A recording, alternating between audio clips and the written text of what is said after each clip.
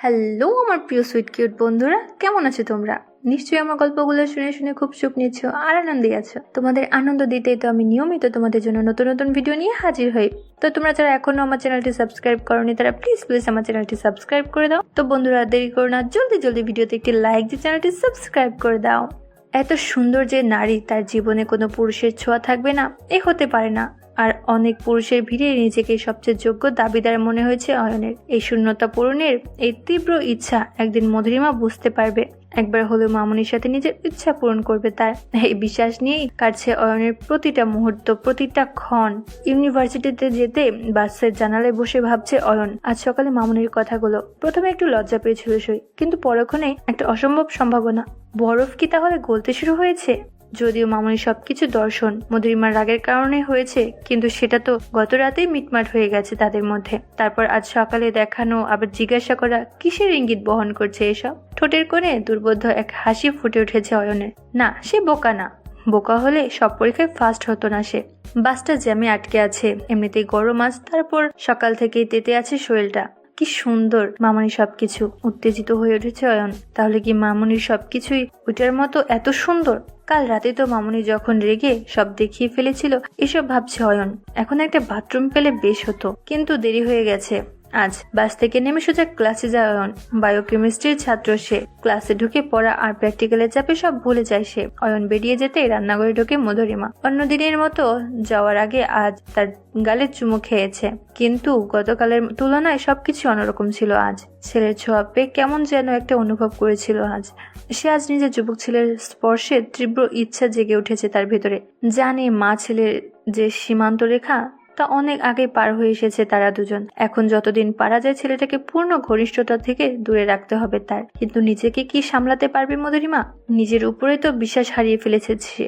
ছটফট করে কাল সারা রাত, আজ সকালে সে ভিজা অনুভূতি হয়েছিল। রান্না শেষে ঘরে আসে মধুরিমা। দরজা লাগিয়ে আয়নার সামনে দাঁড়ায়। গতকালের মতো সবকিছু গুটিয়ে দেখে নিজেকে। ঠোঁট কামড়ে ভাবে মধুরিমা। বিকেলে বাড়ি ফিরে অয়ন। দুপুরে ঘুমিয়েছিল মধুরিমা। তার সুন্দর মুখটাতে ঘুমের ছায়া তখনও লেগেছিল। বিকেলে চা খায় মা ছেলে। অয়নের খোঁজ নেয় মধুরিমা। দুপুরে খেয়েছিলে? মাথা নেড়ে হ্যাঁ বলে অয়ন। না খেলে কিন্তু শরীর ভেঙে যাবে, কিছুটা অনুযোগী সুরে বলে মধুরিমা। মায়ের দিকে তাকিয়ে হাসে অয়ন। আমি খাই না কে বলেছে তোমাকে? ছেলের হাসিটা কি মিষ্টি আর কি হ্যান্ডসাম হয়েছে। রীতিমতো লম্বা চড়া পেশিবহুল শরীর। দাঁত দিয়ে নিচের ঠোঁট কামড়ায় মধুরিমা। ছেলের ওইটা পড়তে বসেছিল অয়ন। নিজের ঘরের টিভির সামনে বসলেও মনের মধ্যে তোলবার হচ্ছিল মধুরিমার। আজ রাতে কি হবে, কি ঘটবে? রাত যত গভীর হবে, একা হবে দুজন। মধুরিমা জানে সবকিছু আর আগের মতো নেই। রাতের অন্ধকারে মা ছেলে থাকবে না তারা। দুটো তৃষ্ণার্ত নারী পুরুষ যারা সমাজের সংখ্যার সম্পর্কে দেয়াল ভেঙে ফেলেছে।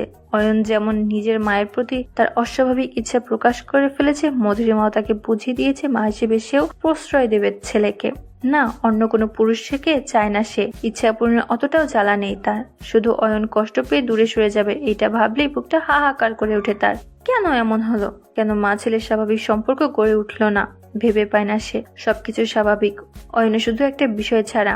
আর এমন একটা ঘটনা ঘটিয়েছে সে। নিজের ছেলেকে কি ওইভাবে দেখায় কোনো মা? আর ভাবতে পারে না মধুরিমা। দেখতে দেখতে রাত গভীর হলো। মা ছেলে দুজনে নিঃশব্দে রাতের খাবার খায়। নিজের ঘরে যায় অয়ন। খাবার ঘরে এটো ডিশ বাসন প্লেট সিঙ্কে রেখে দিয়ে পরিষ্কার করে ঘরে যায় মধুরিমা। রাত 12টা। ঘুম আসে না মধুরিমার চোখে। জানে অয়নও ঘুমায়নি ওই ঘরে। ওই সময় উঠে পড়ে সে, সেন্ট স্প্রে করে তারপর দরজা খুলে বেরিয়ে যায় অয়নের ঘরের দিকে। ঘুমিয়ে পড়েছি কি? থাক তাহলে। কিন্তু কতগুলো কথা বলার দরকার ছিল। ঠোঁট কামড়ায় মধুরিমা। কি বিশ্রী ব্যাপার। আলতো করে ছেলের ঘরের দরজা খুলতেই ভিতরে তাকিয়ে দেখে মামুনি। মামুনি এসো, আমি জেগে আছি বলে বিছানায় উঠে বসে অয়ন। পিছনে দরজা ভিড়িয়ে দিতেই মধুরিমা বলে, ঘুমাওনি? ঘুম আসছে না। মামুনিকে দেখে অয়ন। পাশের লাইট পোস্টের আলোয় আধো আধো অন্ধকার, ফর্সা বাহু জল জল করে। একটা বিস্ময় মিষ্টি একটা সুবাস। নিঃশ্বাস বন্ধ হয়ে যায় অয়নের। বাহু তুলে পিঠের উপর ছড়ানো চুলগুলো খোপা করে মধুরিমা। যেন জানে না অয়ন দেখছে তাকে। আর চোখে ছেলেকে দেখে মধুরিমা। শিউরে ওঠে মধুরিমা। কি একটা মুহূর্ত। পরক্ষণে মধুরিমা বলে, শুয়ে পড়ো, আমি ঘুম পাড়িয়ে দিচ্ছি। বলে খাটের কিনারায় বসে পড়ে সে। বাধ্য ছেলের মতো শুয়ে পড়ে অয়ন। সময় যেন থেমে যায় তার। অপূর্ব সুন্দর রমণীর চোখ দুটো যেন জ্বলছে। হাত দিয়ে তার চুলের মধ্যে বিলি কাটছে। ওদিকে ভিজছে মধুরিমাও। মামনির কাছ থেকে সুন্দর গন্ধ আসছে।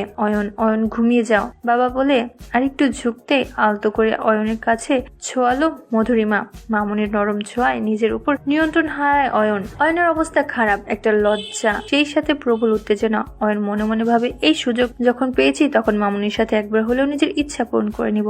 মামনিকে ফিস ফিস করে বলে, একবার মামনি, শুধু একবার। না শোনা। কেন না বলে অয়ন ছুঁয়ে দেয় তার মামনিকে। মধুরিমা দুহাতে অয়নের মুখ চেপে ধরে। আমি তোমার মা, এখানে হাত দিতে নেই, শুধু একবার মামনি প্লিজ। ছেলে এখন খেপা অবস্থায়, কোনো কিছু না দিলে কি করে ঠিকই নাই। এ অবস্থায় অয়নের খালি বাহাতটা হাতে তুলে নেয় মধুরিমা। আস্তে করে স্থাপন করে দেয় তার ওইখানে। ঠিক যেন বিশ্বাস করতে পারে না অয়ন, কি নরম আর মোহনীয়। জীবনের প্রথম নারীর কোনো কিছু স্পর্শ, তাও এত সুন্দর কর্ণের।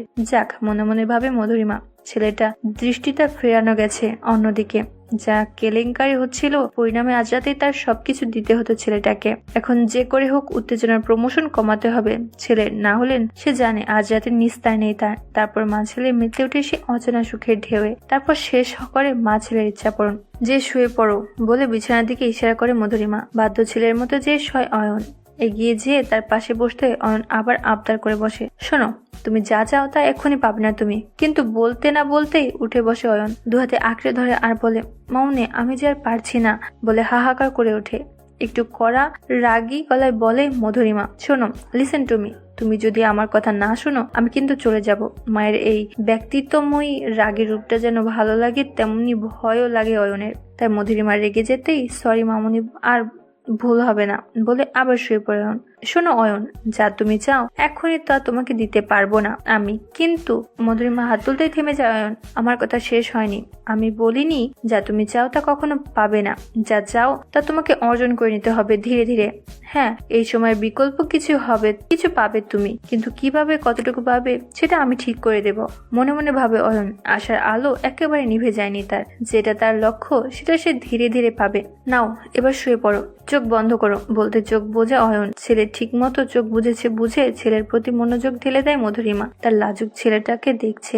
ওদিকে মামুনি নরম ছোঁয়াতে আবার অন্যরকম হতে শুরু হয় অয়ন। দুষ্টুমি একটা হাসি খেলে যায় অয়নের ঠোঁটে। মামুনির ইচ্ছে পূরণ করতে চায় তার সাথেও। সেও চায় মামুনিকে। দেখা যাক কত দূর যায়।